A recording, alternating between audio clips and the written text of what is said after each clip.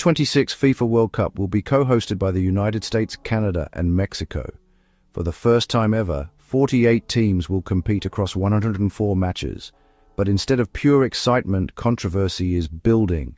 In the Netherlands, more than 150,000 citizens signed a petition urging their national team to boycott matches hosted in the United States. In Germany, CDU lawmaker Jürgen Hart publicly raised the possibility of reconsidering participation.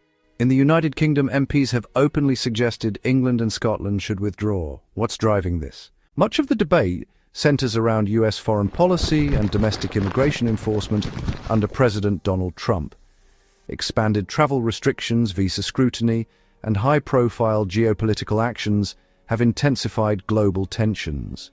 Critics argue that hosting the world's biggest sporting event during such a volatile political climate risks turning football into a political spectacle.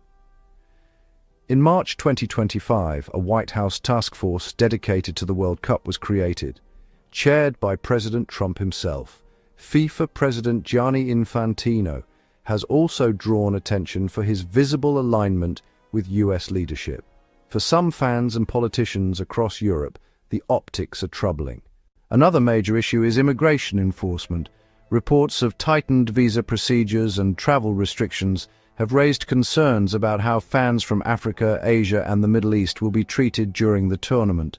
Supporters worry about delays, scrutiny, or even detentions affecting the global spirit of the event. Football is meant to unite nations, but uncertainty at borders creates hesitation, and hesitation fuels debate. This isn't the first time politics and sports have collided. The United States led a boycott of the 1980 Moscow Olympics.